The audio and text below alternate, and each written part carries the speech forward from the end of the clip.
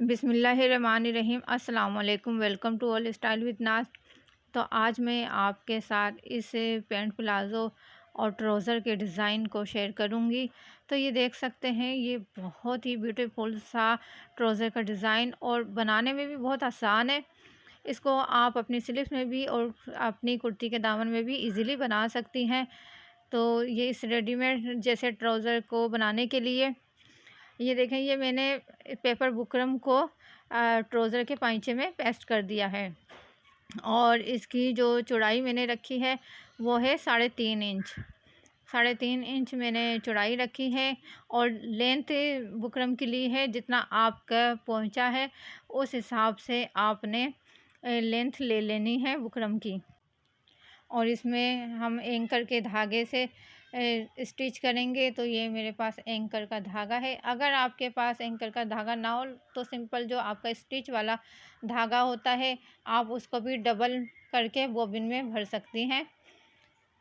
तो अब इस धागे को मैंने बॉबिन में भर लिया था और उसके बाद सिंपल में बहुत ही आसान तरीके से इसको बनाना बताऊंगी। तो इस तरीके से सबसे पहले मैंने आड़ी एक स्टिच ले ली है। उसके बाद इस दूसरी स्टिच मैंने बूट के हिसाब से ली है। तो ये तीसरी स्टिच भी मैंने बूट के हिसाब से ली है, यानी कि बूट के हिसाब से गैप रखकर आपने 5 स्टिच लगा लेनी है। ये देखें, 1 2 3 4 5। तो ये 5 लाइनें आड़ी इस तरीके से मैंने स्टिच लगा ली है। और स्टिच लगाने के बाद यहाँ से आपने सबसे पहले जहाँ तक आखिरी स्टिच थी यहाँ तक आपने इस गैप को नापना है कि कितना है। तो जितना ये यहाँ पर आपकी मेजरमेंट आ रही है, चाहे आपकी 4 आए 3.5 आए, जितनी भी आए उसी हिसाब से आपने यहाँ ऊपर की तरफ मार्क कर लेना है उतना ही, ताकि एक जैसा हमारे पास गैप आ जाए पूरे पैटर्न पे। फिर आपने इसी तरीके से आड़ी लाइनें लगा लेनी है।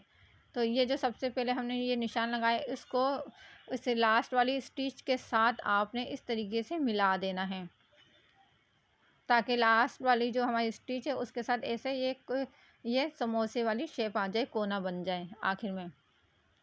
फिर सिंपल आपने इसी मार्क के ऊपर स्टिच लगा लेनी है और इसको फिर यहाँ से घुमाते हुए और बूट का फासला देकर फिर आपने स्टिच लगानी है, यानी कि तो यहाँ पे भी आपने 5 स्टिच ही लगानी है।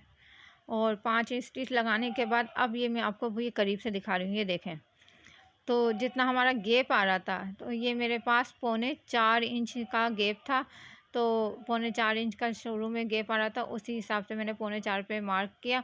और ये देखें, ये जो लास्ट वाली स्टिच है वहाँ से लेके और इस निशान तक ऐसे आड़ा स्केल रखकर और आपने ऐसे निशान लगा देना है। तो ये मैंने आपको बहुत ज़्यादा करीब से दिखा दिया है तो आपको समझ में आ जाएगा। तो इसी तरीके से हमने अपने पूरे पैटर्न को रेडी कर लिया है। तो ये देखें, ये 5 स्टिच मैंने इस तरीके से करके लगा ली है। तो आई होप आपकी समझ में आ गया होगा।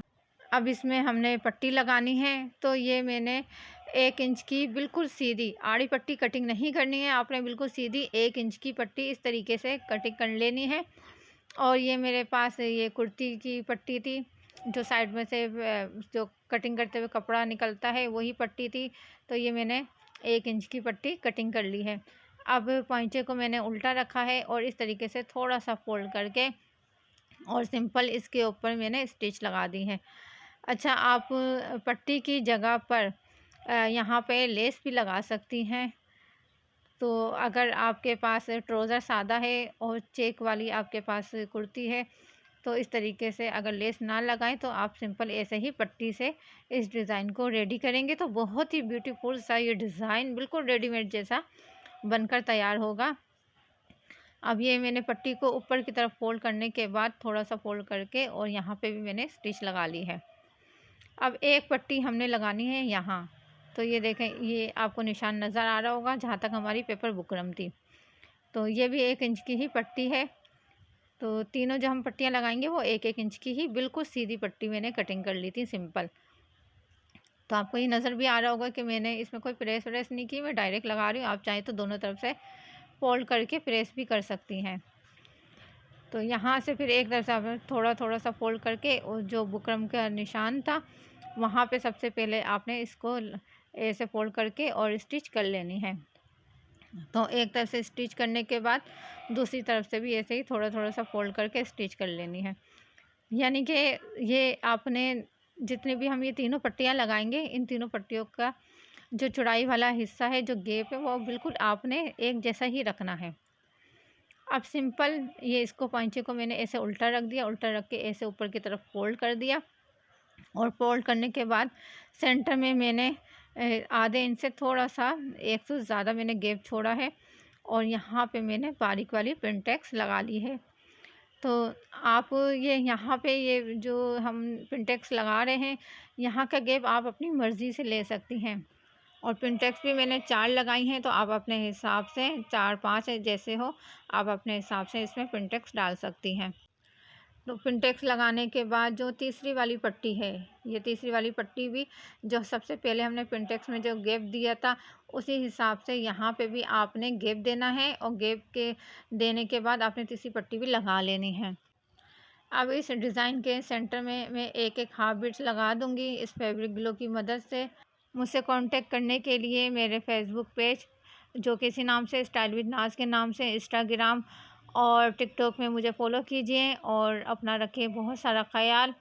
अगर आप मेरे चैनल पर नए हैं और चैनल को अभी तक सब्सक्राइब नहीं किया, तो चैनल को सब्सक्राइब कीजिए, वीडियो को लाइक और शेयर कीजिए। अब मिलती हूँ एक और नई वीडियो के साथ, मुझे दीजिए इजाज़त। अल्लाह हाफ़िज़।